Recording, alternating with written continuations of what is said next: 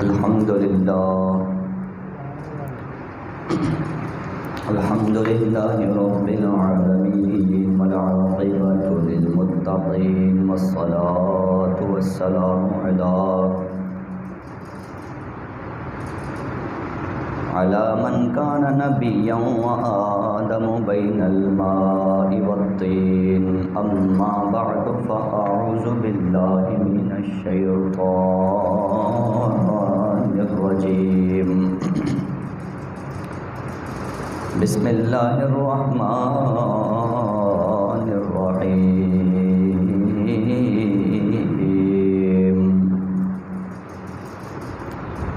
أو كالذي مر على قرية وهي خاوية على عروشها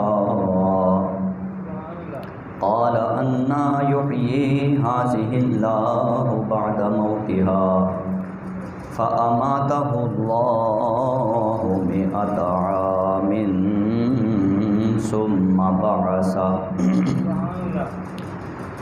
صدق الله العظيم وصدق رسوله النبي الكريم ونحن على ذلك لمن الشاهدين والشاكرين والحمد لله رب العالمين مولاي صل وسلم دائما ابدا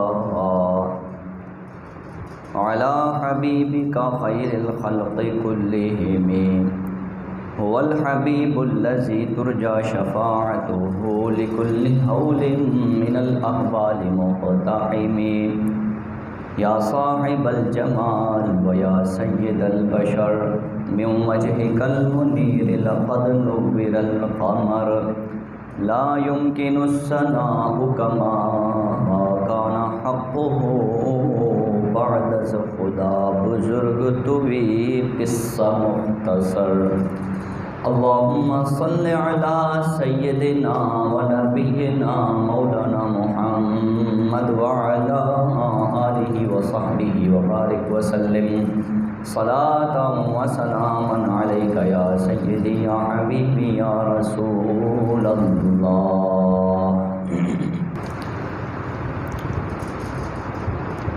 حمد و صلات کے بعد معزز سامعین، اللہ رب ذوالجلال کا کرم اور احسان ہے جس نے ہم سب کو جمعۃ المبارک کے ان بابرکت لمحات میں اپنے در پہ آنے کی سعادت اور توفیق عطا فرمائی. اللہ تعالیٰ سے دعا ہے رب ذوالجلال ہم سب کو اپنے عبادت گزار بندوں میں شامل فرمائے. اللہ تبارک و تعالی دین و ایمان والی زندگی عطا فرمائے اور ایمان کی سلامتی کے ساتھ اللہ پاک ہم سب کو دنیا سے جانے کی توفیق عطا فرمائے. سامعین محترم، ہماری آج کی گفتگو کا عنوان قرآن پاک کا ایک بیان کیا گیا واقعہ ہے جس میں اللہ تبارک و تعالی نے موت و حیات کا فلسفہ بھی بیان کیا، اپنی قدرت کاملہ کی حقیقت کو بھی بیان فرمایا اور اس کے ضمن میں ہمیں ایمان کی حقیقت بھی سمجھ میں آتی ہے. اور وہ واقعہ ہے حضرت عزیر علیہ السلام کا. حضرت عزیر علیہ السلام اللہ کے پیغمبر تھے، نبی تھے. ان کے بارے میں آتا ہے، قرآن پاک نے اسے ان لفظوں میں بیان کیا، او کالذی مر علی قریہ وہی خاویۃ علی عروشها، کہ حضرت عزیر علیہ السلام ایک بستی کے پاس سے گزرے آپ اسے قریہ کو بستی کہہ لیں یا پھر آپ اسے جو ہے وہ شہر کہہ لیں یا جو بھی کہہ لیں، کہ وہ ایک ایسی جگہ سے گزرے کہ جو ویران ہوئی ہوئی تھی، تباہ ہوئی ہوئی تھی، برباد ہوئی ہوئی تھی۔ قرآن پاک کے الفاظ ہیں کہ وَهِيَ خَاوِيَةٌ عَلَىٰ عُرُوشِهَا، کہ جو اپنی چھتوں کے اوپر گری پڑی تھی، یعنی پورا کا پورا شہر عمارت منہدم ہو اور نیچے آ گرے تو زلزلہ آتا ہے، تباہی بربادی، تو کیا منظر بنتا ہے، کیا نقشہ بنتا ہے۔ قرآن پاک وہ نقشہ بیان کر رہا ہے کہ وَهِيَ خَاوِيَةٌ عَلَىٰ عُرُوشِهَا، کہ وہ ساری کی ساری بستی جو ہے وہ زمین بوس ہوئی ہوئی تھی، منہدم ہوئی ہوئی تھی، ہر گھر اس کا تباہ ہو گیا تھا، گھر تباہ، گھر برباد، جو مکین تھے سارے کے سارے ختم۔ واقعہ کیا ہے؟ واقعہ یہ ہے وہ کون سی بستی تھی، وہ کون سا شہر تھا؟ تو اس کی تفسیر میں علماء کرام فرماتے ہیں کہ وہ یہودیوں کا شہر یروشلم تھا، یہودیوں کا شہر یروشلم تھا، جسے بخت نصر نے حملہ کر کے تخت و تاراج کر دیا تھا، تباہ و برباد کر دیا، اور شہر برباد کر دیا، شہر کے رہنے والوں کو جو ہے وہ قتل کر دیا، تہہ تیخ کر دیا، محلات منہدم کر دیے، مکانات گرا دیے، سارا کچھ یوں سمجھیں توڑ پھوڑ کے رکھ دیا۔ یعنی قرآن کے یہ لفظ یہ حقیقت بتا رہے ہیں، ہِیَ خَاوِیَةٌ عَلَىٰ عُرُوشِهَا، جو بستی ساری کی ساری اپنی چھتوں کے بل گری پڑی تھی۔ مطلب یہ ہے کچھ بھی نہیں بچا تھا، اس میں کچھ بھی نہیں بچا تھا۔ اب وہ یعنی یوں سمجھیں بخت نصر کے بارے میں آتا ہے کہ تاریخ کے اندر یہودیوں کے اوپر جو سب سے بڑی تباہیاں آئیں نا، ان میں سے ایک تباہی بخت نصر کی شکل میں بھی ان کے اوپر آئی۔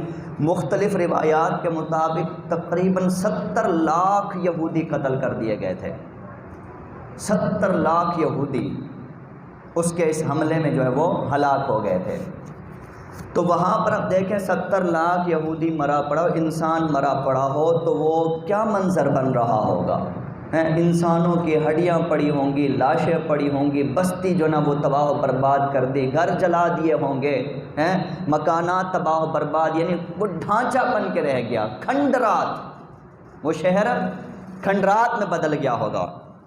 اس شہر کے پاس سے اب قرآن پاک بیان کرتا ہے کہ او کالذی مر علی قریہ، کہ وہ کوئی شخص جو گزرا ایک بستی کے پاس سے، وَهِیَ خَاوِیَةٌ عَلَىٰ عُرُوشِهَا، کہ جو اپنی چھتوں کے بل گری پڑی تھی، اس نے جب دیکھا تو تھوڑا حیرت میں مبتلا ہو گیا،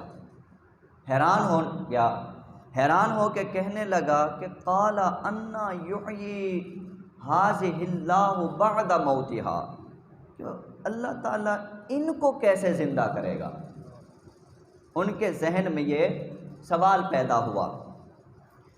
تو حضرت عزیر علیہ السلام جب وہاں سے گزرے، دیکھا ساری بستی کھنڈر بنی پڑی ہے، نہ مکان ہے نہ مکین ہے، کوئی بھی نہیں، نہ کوئی بازار نہ خریدار۔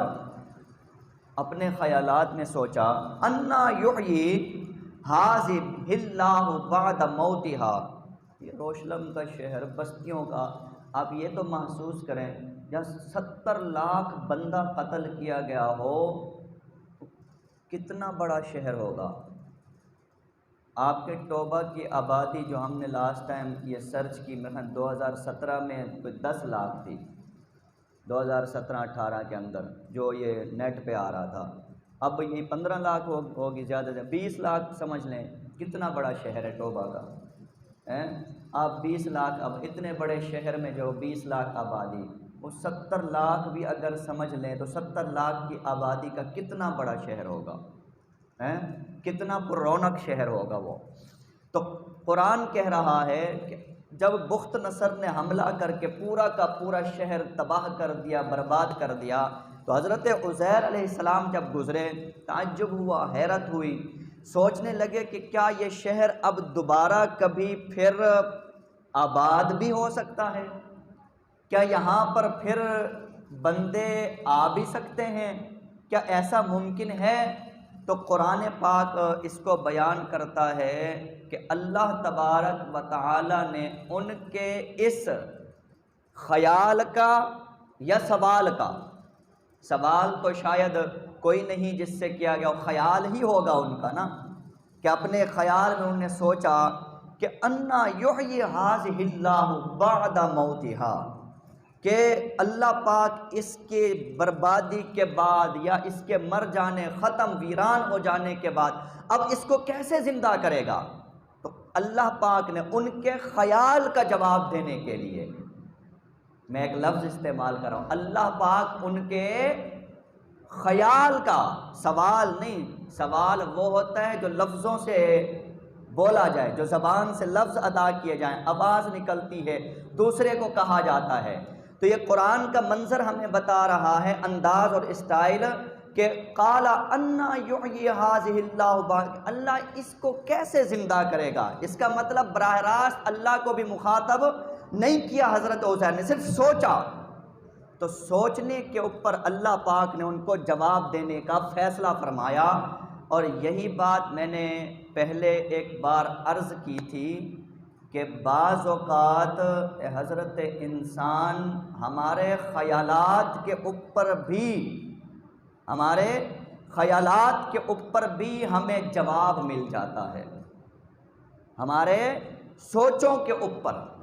ابھی آپ نے منہ سے کوئی لفظ نہیں نکالا ہوتا، سوچ اچھی ہو یا بری ہو، اگر اچھی سوچ ہو تو رب کی طرف سے اس کا جواب ملتا ہے۔ صرف خیالات کے اندر آپ منہ سے کچھ بولیں نہیں، آپ منہ سے کچھ ادا نہ کریں، صرف سوچیں، اور اگر آپ برا خیال سوچ رہے ہیں تو آپ کو اس کا بھی جواب بعض اوقات مل سکتا ہے۔ اور اسے قرآن پاک نے ان لفظوں میں بیان کیا، ان تبدوا ما فی انفسکم او تخفوہ یحاسبکم بہ اللہ، جو کچھ تمہارے دلوں میں ہے، جو بات بھی تمہارے اندر ہے، تمہارے دل کے اندر ہے، تمہارے ارادے میں ہے یا خیال میں ہے، انفس نفس، اس سے آپ دل مراد لیں، دماغ مراد لیں، یعنی باطن کے اندر جو تمہاری بات ہے، چاہے تم وہ کسی کو بتاؤ یا نہ بتاؤ، تم اسے ظاہر کرو یا نہ کرو، یحاسبکم بہ اللہ، اللہ اس کا بھی تم سے حساب لے گا۔ یہ قرآن مطلب ایک اسٹینڈرڈ تو دے رہا ہے نا، قرآن ایک معیار دے رہا ہے کہ رب اپنے بندے کو کس اعلیٰ معیار پہ دیکھنا چاہتا ہے، کس بلند مقام پہ دیکھنا چاہتا ہے۔ وہ یہ چاہتا ہے کہ انسان کا جو باطن ہے، انسان کا جو اندر ہے، انسان کا جو دل ہے، جو دماغ ہے، اس کے اندر جو آنے والا خیال ہے، انسان کا معیار اتنا اونچا ہو کہ وہ خیال بھی پاکیزہ ہونا چاہیے، وہ خیال بھی صاف ستھرا ہونا چاہیے، کہ ایمان کا کمال یہ بنتا ہے کہ بندہ مومن کے دل دماغ میں کوئی غلط خیال بھی نہیں آنا چاہیے۔ میں یوں نہیں کہتا کہ نہیں آ سکتا، ہم جیسے کمزور لوگ ہیں، غلط خیال آ ہی جاتے ہیں، خیالات برے وسوسے آ جاتے ہیں، لیکن قرآن جو اسٹینڈرڈ دے رہا ہے، جو معیار دے رہا ہے طہارت کا، پاکیزگی کا، صفائی کا، ستھرائی کا، وہ کس حد تک ہمیں پاکیزہ دیکھنا چاہتا ہے۔ فرمایا ان تبدوا ما فی انفسکم او تخفوہ یحاسبکم بہ اللہ، اگر تمہارے دلوں کے اندر جو کچھ ہے تم لوگوں کو بتاؤ یا نہ بتاؤ، اللہ کو تو پتہ ہے، تو اللہ اس کے بارے میں پوچھے گا۔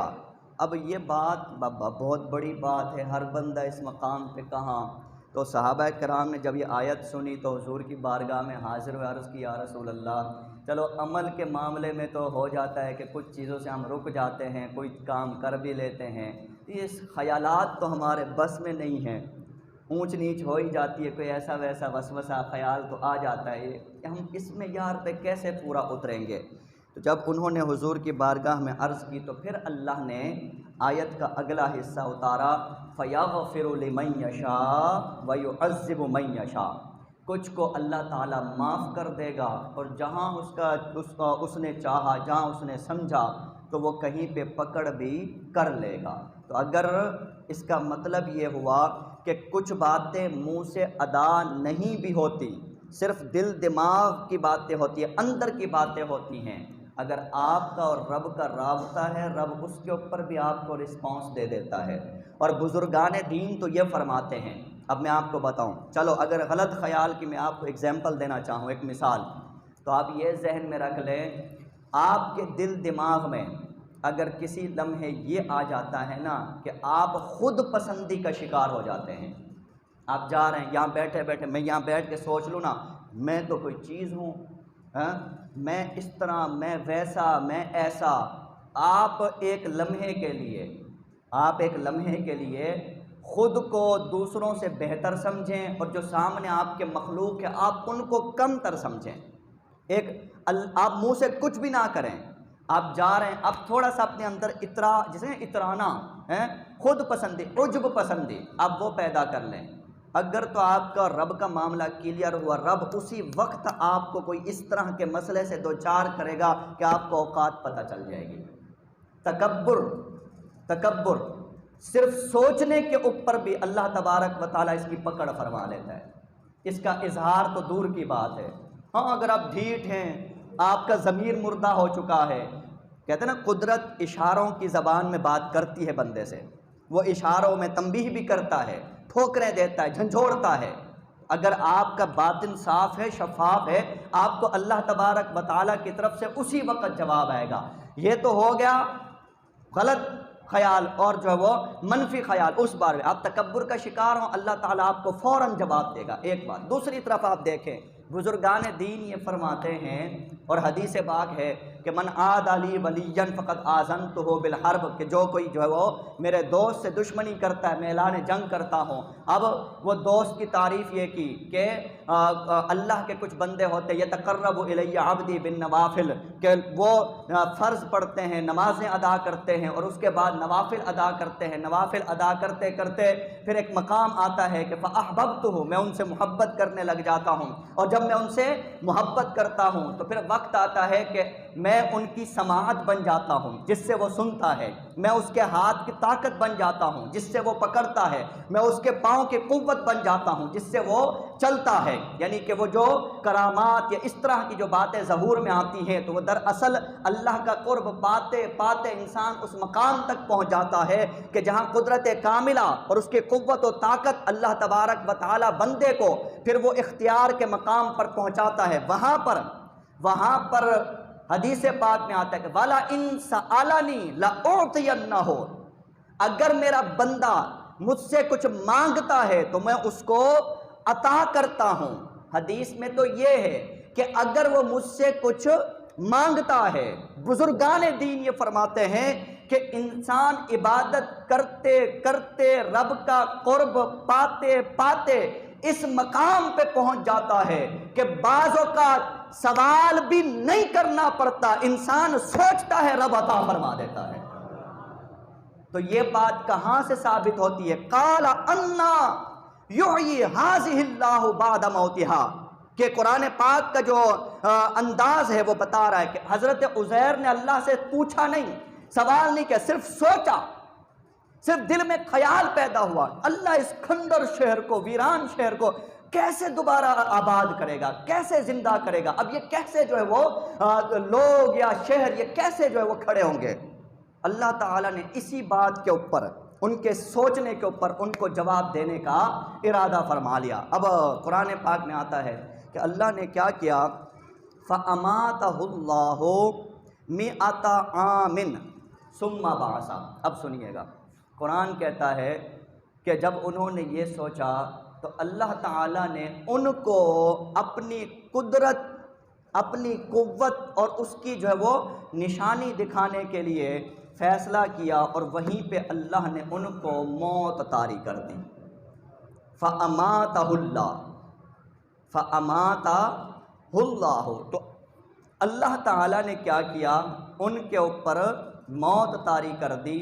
وہ کس بات پہ حیران تھے کہ اللہ مردے کو کیسے زندہ کرتا ہے؟ اب قرآن کہہ رہا ہے اماتہ اللہ، اللہ تعالیٰ نے کیا کیا؟ ان کے اوپر موت طاری کر دی۔ موت بھی کتنے عرصے کے لیے؟ 100 عام، 100 سال کے لیے۔ اللہ نے 100 سال کے لیے ان کے اوپر موت طاری کر دی۔ وجہ کیا تھی؟ 2 باتیں تھی۔ ایک تو دکھا دے وہ کہ اگر کسی برباد کو رب آباد کرنے پہ آئے تو کیسے آباد فرماتا ہے، کسی برباد کو جب رب آباد، اور یہ بھی بتانا تھا کہ اللہ تعالیٰ موت کے بعد کسی کو زندہ کرنا چاہے تو کیسے زندہ کرتا ہے۔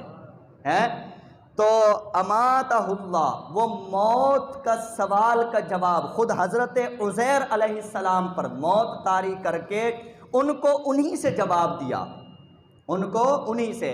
اور وہ جو شہر برباد تھا اس کی آبادی کس طرح ہو، اللہ تعالیٰ نے اس کا جواب اس طرح دیا کہ وہیں پر ہی وہ جہاں بیٹھے ہوں گے، جہاں لیٹے ہوں گے یا جہاں کھڑے ہوں گے، وہیں ان کے اوپر موت طاری ہوئی۔ حضرت عزیر علیہ السلام نیچے تشریف لے آئے، وہیں پر 100 عام، 100 سال تک وہ رہے۔ قرآن کہتا ہے ثم بعث، پھر اللہ تبارک و تعالیٰ نے ان کو دوبارہ اٹھایا۔ بعثت کہتے ہیں مرنے کے بعد دوبارہ زندہ ہونے کو۔ قرآن پاک نے کہا کیف تکفرون باللہ وکنتم امواتا فاحیاکم ثم یمیتکم ثم یحییکم ثم الیہ ترجعون، کہ تم اللہ کا کیسے انکار کر سکتے ہو، حالانکہ تم کچھ نہ تھے تو اس نے تمہیں کچھ بنا دیا۔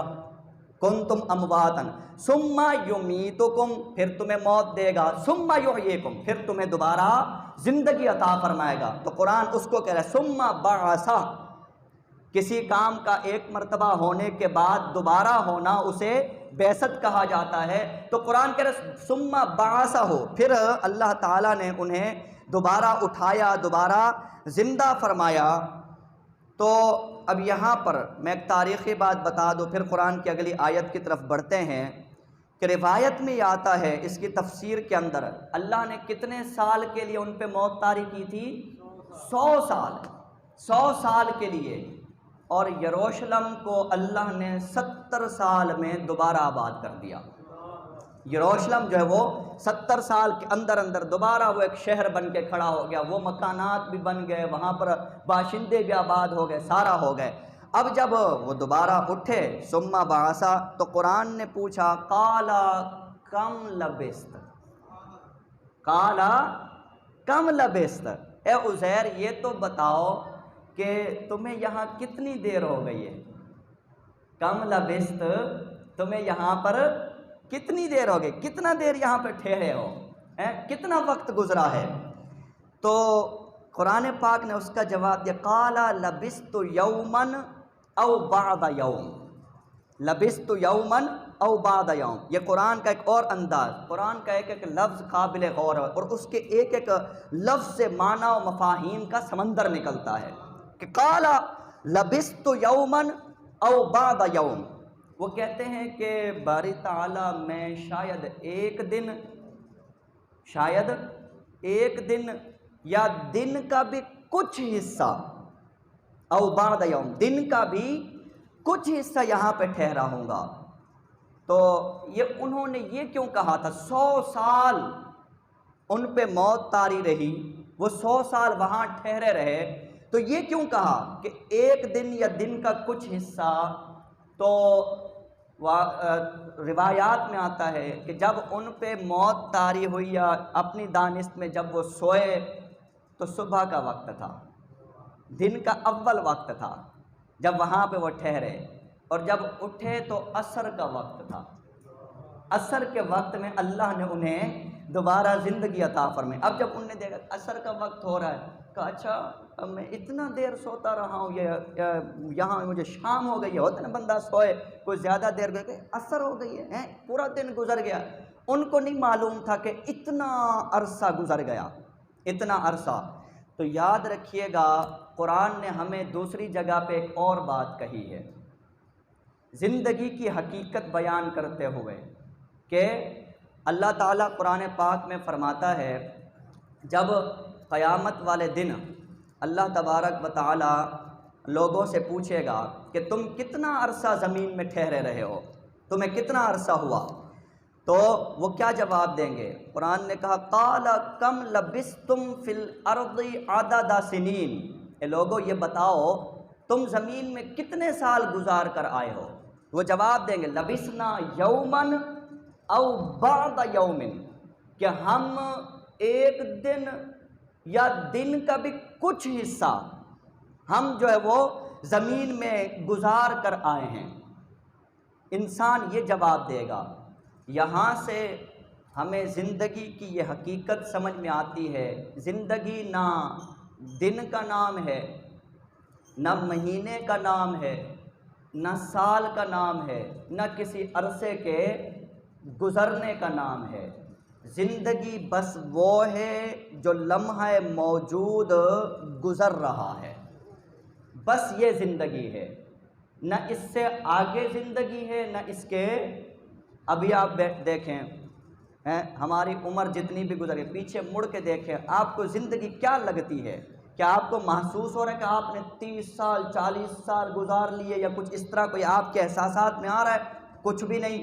آپ 60 سال 70 سال کو پیچھے مڑ کے دیکھیں، کچھ بھی احساسات میں باقی نہیں رہتا۔ آپ کی محسوسات میں وہ ہے جو اس وقت چل رہا ہے۔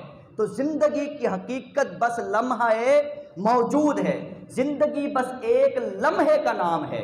وہ لمحہ آپ کس طرح گزار رہے ہیں یہ آپ کو، یہ چیز جو وہ آپ کے اوپر ڈیپینڈ کرتی ہے، اسی لمحے کے بارے میں پوچھا جاتا ہے۔ اور یہی ہمیں حکم ہے کہ جو لمحہ گزر رہا ہے اس لمحے کو سنبھالو، اپنے اختیار میں کرو، اور اسی گزرنے والے لمحے کو اپنے رب کی اطاعت میں گزارو، اپنے فائدے میں گزارو، اپنے جو ہے وہ بہتری کے لیے گزارو۔ تو جو بندہ اس لمحے موجود کے اوپر قابو پا جاتا ہے وہی زندگی کی حقیقت سمجھ لیتا ہے، وہی فائدے میں رہ جاتا ہے۔ تو زندگی کوئی برسوں کا نام، صدیوں کا نام اس کا نہیں ہے۔ یہ جو اب ہوتا ہے کہتے ہیں بابا سانس گزر رہا ہے، اگلے سانس کا پتہ نہیں ہے، یہی زندگی کی حقیقت ہے۔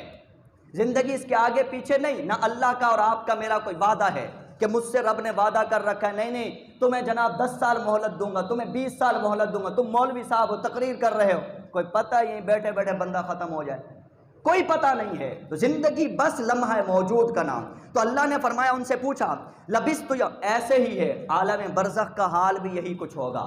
جب ہم برزخ میں جائیں گے تو وہاں پر بھی ہمیں وقت کے گزرنے کا پتہ نہیں چلے گا۔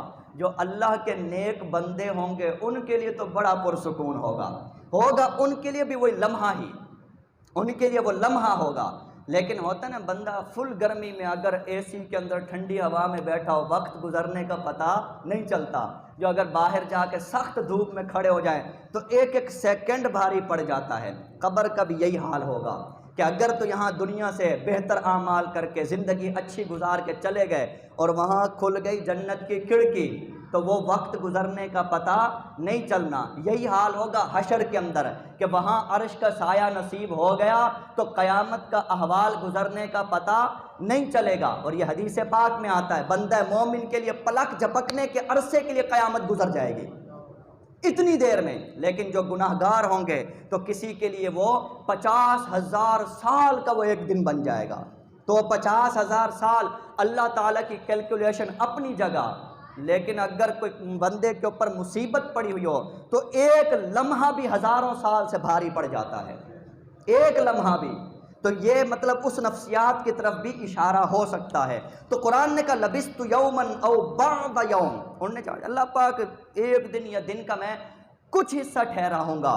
تو اللہ تعالیٰ نے فرمایا بل لبثت 100 عام، نہیں عزیر تم ایک دن یا دن کا کچھ حصہ نہیں، پورے 100 سال تک یہاں سوتے رہے ہو۔ بل لبثت، یہاں ٹھہرے رہے 100 عام، پورے 100 سال تک۔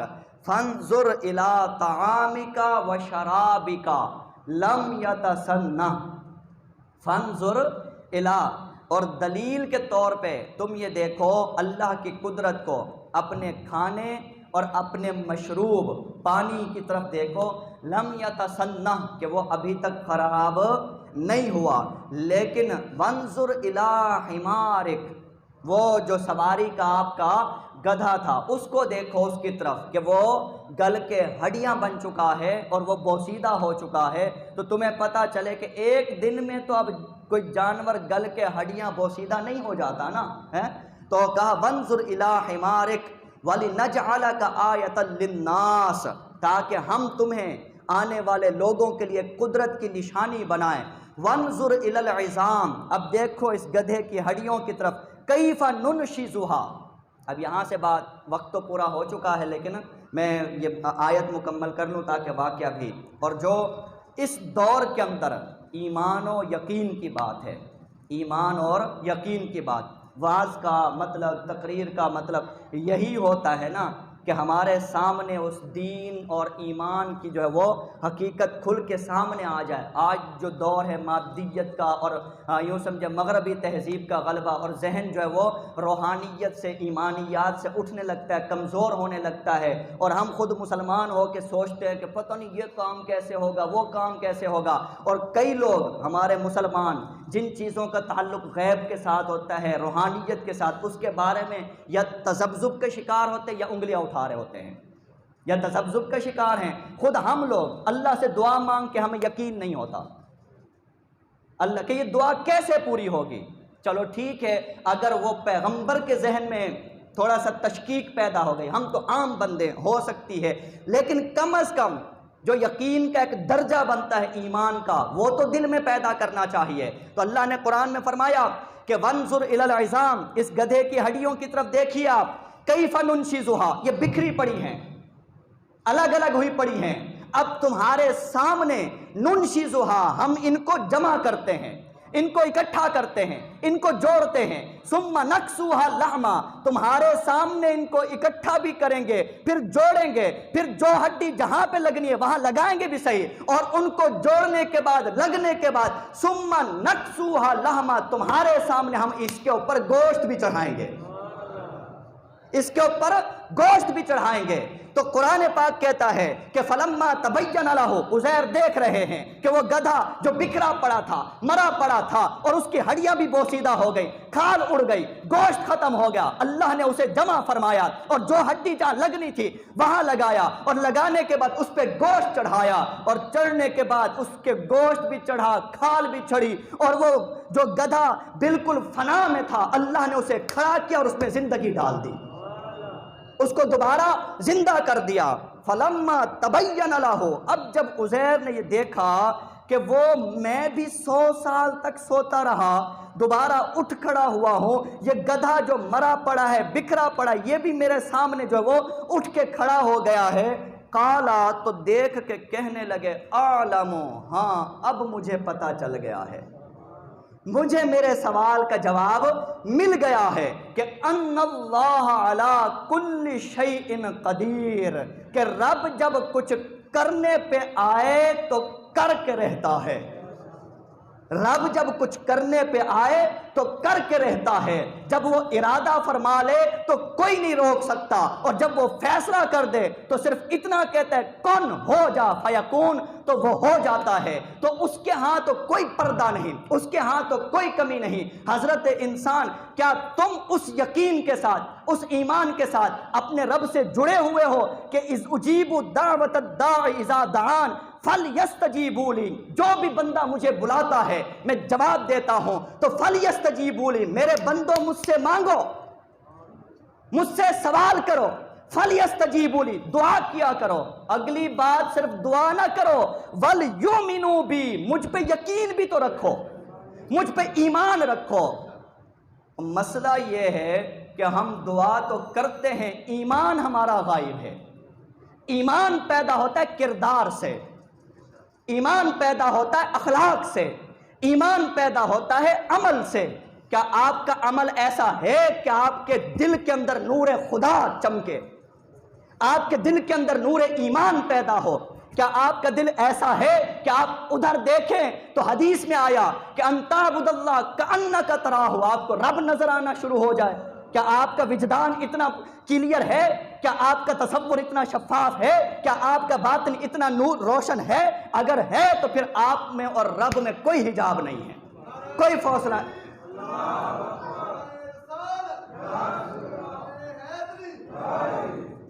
فلما تبین لہ قال اعلم ان اللہ، تو آج بھی علامہ اقبال کا شعر نا، آسمان سے آتا ہے نالوں کا جواب آخر۔ کیا کبھی تہجد کے وقت میں راتوں کو اٹھ کے آپ رب کے عشق میں روئے بھی ہیں؟ یا فجر بھی نہیں پڑھتے؟ فجر بھی نہیں پڑھتے کئی لوگ، تو کہاں سے نالوں کا جواب آئے؟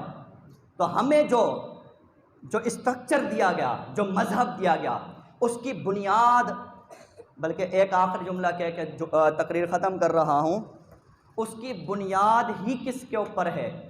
قرآن پاک سورہ بقرہ پہلی آیت اللہ نے اس میں فرمایا ہے کہ ھدی للمتقین، یہ کتاب پرہیزگاروں کو ہدایت دیتی ہے، اور پرہیزگاری کا جو پہلا اسٹیپ ہے، پہلا قدم ہے کہ یؤمنون بالغیب، آپ کا روحانیت کے اوپر یقین ہونا چاہیے، غیب کے اوپر جو آپ کو نظر نہیں آتا اس کے اوپر کامل ایمان۔ خدا ہمیں نظر نہیں آتا لیکن کامل یقین ہو وہ ہے، اور میری سنتا بھی ہے، نہ صرف سنتا بلکہ مانتا بھی ہے، نہ صرف مانتا بلکہ یہ یقین کہ آپ بیٹھ جائیں، جب وہ کچھ کرنے پہ آئے تو کر کے بھی رہتا ہے۔ اور کرتا کب ہے؟ کرتا کب ہے یہ بھی بتا کے جا رہا ہوں، کرتا تب ہے جب دنیا کے سہارے ختم ہو جاتے ہیں۔ اس لیے کسی بزرگ نے کہا کہ جب ہر طرف سے مایوسی ہو جائے تب زیادہ دعا مانگو، جب ہر طرف سے مایوسی ہو جائے تب شدت سے اس کو پکارو کہ معجزے کرنا اسی کا کام ہے۔ وما علینا الا البلاغ۔